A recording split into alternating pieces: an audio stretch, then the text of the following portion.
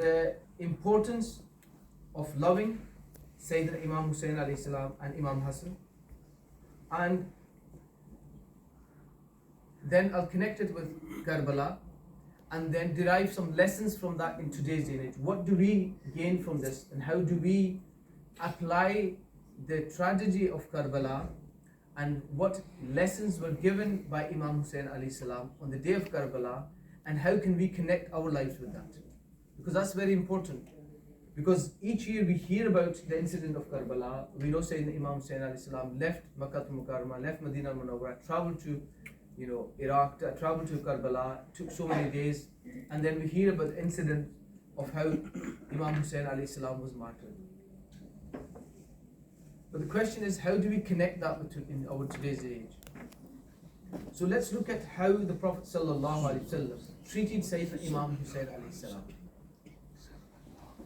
It's mentioned in the hadith that, and it's narrated in Jami' al-Tirmidhi, which is from the Sahih Sittah, that Rasulullah sallallahu alaihi wasallam one day saw Imam Hassan and Imam Hussain, and they were toddlers. He saw them and he said, Allahumma inni uhibbuhuma fa'ahibbuhuma. That, oh Allah, I love them and you also love them. So you see that when he saw Imam Hassan Hussain and he expressed he could have kept it to himself, but he actually expressed himself. And there were many companions sitting. And the reason why the Prophet ﷺ would express his love for Sayyidina Imam Hassan and Imam Hussain alayhi salam was because so that people, that this will reach to the Ummah and also the companions of the Holy Prophet ﷺ. So he expressed love for Imam Hassan and Imam Hussain. In another hadith, the Prophet ﷺ stated that anyone who has hatred towards these two Imams, the Prophet ﷺ said, Man abghadahuma faqad abghadani. That anyone who has hatred or malice towards my two grandsons, it is as though he has malice against me, has hatred towards me. So the Prophet ﷺ equated his love, that love of Imam Hassan and Imam Hussain is also equated to the love of Holy Prophet ﷺ. And when we equate the love of Holy Prophet, it's equated to the love of Almighty Allah subhanahu wa ta'ala. In the same way, anyone who has hatred towards Imam Hassan, Imam Hussain, they will also, that means equates to hatred towards Holy Prophet sallallahu alaihi wasallam. And having any sort of hatred towards Holy Prophet sallallahu alaihi wasallam is kufr. It's disbelief. You cannot imagine a believer, a Muslim, to have something like this in his or her heart. So it's very important that we understand that the significance of Karbala and the remembrance. A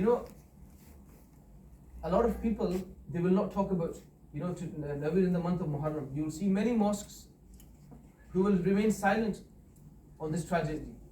They will not talk about it. But is that the way of the Prophet ﷺ?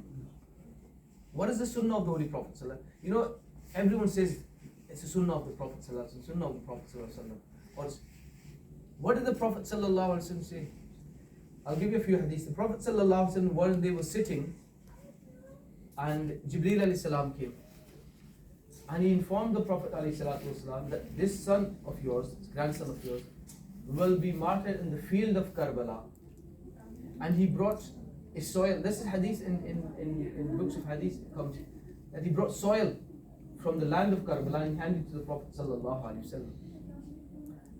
And he said, and the Prophet ﷺ then gave it to one of his wives. He gave it to who? Which wife did he give it to? Umm Salama. Radiallahu anha. He could have given it to any other wife. He could have given it to Sayyidah Aisha Siddiqa. Because she's still alive. Why did the Prophet ﷺ give it to Salama? Because it was in the knowledge of the Prophet ﷺ that when the waqia or the incident of Karbala will take place, my all other wives will have departed this materialistic world, and she will be the only one remaining. Subhanallah. You know, some people talk about the knowledge of the Prophet sallallahu alaihi wasallam. The Prophet sallallahu alaihi wasallam knew, Yes. and he was informed by Almighty Allah subhanahu wa ta'ala. Allah subhanahu in the Quran it says, وَعَلَّمَكَ مَا لَمْ تَكُنْ تَعْلَمْ, Ta'alam. and he taught you what you did not know. وَكَانَ فَضْلُ اللَّهِ عَلَيْكَ عَظِيمًا. Azima. And the fadl of Allah subhanahu wa ta'ala is great upon you. Bishak. And it's not our duty. And just as a passing point of Aqidah, when Shaykh al-Islam was teaching us, he taught us, and he came to this verse of the Holy Quran, and he said that I will explain in this worldly terms to you. He goes, وَعَلَّمَكَ مَا لَمْ تَكُنْ تَعْلَمْ, that he taught you what you did not know. So here, who is the teacher? Allah subhanahu wa Allah ta'ala. subhanahu wa ta'ala. And who is the student? Prophet sallallahu alaihi wasallam. He said, without a sense of comparison, he goes, when you sit an exam in this world, when you have, you do your, subjects and you sit exams, if you were to fail, then there can be only two reasons. The reason could be either the teacher was not good enough, or the student was not good enough. But he goes, if you try to limit the knowledge of Prophet ﷺ, because Allah subhanahu wa ta'ala is saying he taught you what you did not know. So therefore, this teacher is Almighty Allah subhanahu wa ta'ala, the student is Rasulullah sallallahu alaihi wasallam, and if you direct a defect towards any one of them, you will be out of the fold of Islam. You can never remain a Muslim if you were to put a defect towards Almighty Allah subhanahu wa ta'ala. That's kufr, that is disbelief. Or even towards Rasulullah sallallahu alaihi wasallam. So it's not my duty or our duty as ummah to judge what the Prophet knew and what he did not know. Allah subhanahu wa ta'ala gave a clear commandment that Almighty Allah subhanahu wa ta'ala taught Prophet sallallahu alaihi wasallam those things which are beyond our comprehension. And it's also in Bukhari and Muslim that the Prophet sallallahu alaihi wasallam one day stood up in time of Zuhr, and he mentioned, and the Sahaba say that he started talking about from the beginning of the creation, and then time of Asr came, he came down, he led the Asr prayer, and then went back onto the stage and started speaking, and he mentioned everything from the beginning till the day of judgment, what will happen, those who will go to hell and those who will go to heaven. And they said, Hafiza man hafizahu wa nasiya man nasiya. And those who remembered what the Prophet said, remembered, and those who forgot, they forgot. So the Prophet sallallahu alaihi wasallam informed us. And then Rasulullah sallallahu alaihi wasallam addressed Sayyidina Salama and said to her, because the Prophet sallallahu alaihi wasallam started crying when he heard that this grandson will be martyred in the field of Karbala. And Salama asked, Ya Rasulullah, so why are you crying? And he goes that I've just been informed that my son, this grandson Imam Hussein, will be martyred in the field of Karbala. And he gave this soil, the bottle. It was in the bottle. He gave this soil to Salama radiallahu anhu and said that when this soil will turn into blood, فَأَلَمِ أَنَّ إِبْنِي قَدْ قُتِلَ, that the day this soil will turn into blood, then it should come to your knowledge that my son has been martyred. And it happened. Sayyidina Salama says that the soil turned into blood, and she lived 3 years after the Waqi of Karbala. So Rasulullah sallallahu alaihi wasallam told us about the day of Karbala. He talked about it. And Sayyidina Ali alayhi salam also, when he was traveling, when he went to Kufa, he said, this is the land where my son will be martyred as well. So it's the sunnah of the Rasulullah sallallahu alaihi wasallam to talk about Karbala, to mention the tragedy of Karbala. It will happen. And there are many, due to shortage of time, I cannot mention many hadiths of the Holy Prophet sallallahu alaihi wasallam on this subject. So if the Rasulullah sallallahu alaihi wasallam talked about this incident, then why do we as Muslims refrain from talking about this? Do we fear that we will be labeled as Shias? This is a fear factor amongst Sunni and Sunnah al-Jamaat. We should not fear this. This is our Imam, Imam Hussein alayhi salam, Imam Hassan, Imam Ali alayhi salam. They are our Imams. And we should talk about this. And Rasulullah sallallahu alaihi wasallam cried in the remembrance of Sayyidina Imam Hussein, because he knew that he will be martyred, so he cried. And just as a passing point as well, that not only did the Prophet sallallahu alaihi wasallam cry But he said that once Sayyidah Fatima Salamullah alayha, she was in the house and Imam Hussein alayhi salam started crying for any reason, maybe due to hunger or maybe some other reason. And Rasulullah sallallahu alaihi wasallam, as you know that the house of the Prophet sallallahu alaihi wasallam was adjacent to the house of Sayyidah Fatima Zahra Salamullah alayha. And the Prophet sallallahu alaihi wasallam heard Imam Hussein alayhi salam cry and he rushed towards the house. And he said, why is he crying? And he says, Anna buka'ahu yu'dhin, that his crying is causing me pain. Allah.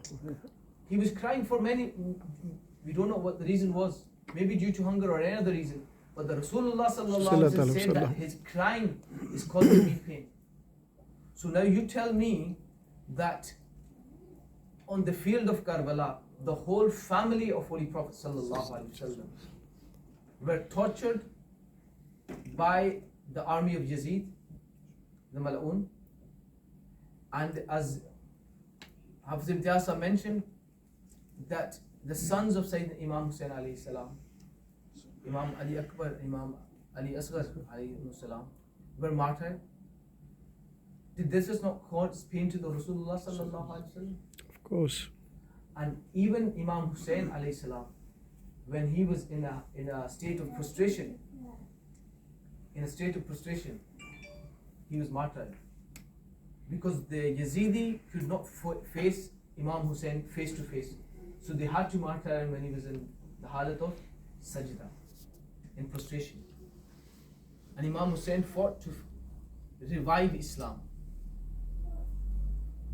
So now the question arises that what lessons do we get from this? Like, we've heard the incident of Karbala, we knew that Rasulullah talked about Karbala extensively, and the companions, and even Sayyidina Abu Hurairah radiallahu ta'ala said that he would seek, refuge from 61 Hijri. It's mentioned, why? Because this is the year that this took place, this incident. And people still defend Yazid, even till today, from amongst the Muslims, unfortunately, who claim to be Muslims, but yet defend an act of atrocity, an act of, in today's language, you put it, an act of extremism and terrorism, that he martyred the family of Holy Prophet sallallahu alaihi wasallam, and as our great Shayekh mentioned, Hafiz Imtiasa, that 120 individuals of the family of the Holy Prophet sallallahu alaihi wasallam and his companions against a huge army,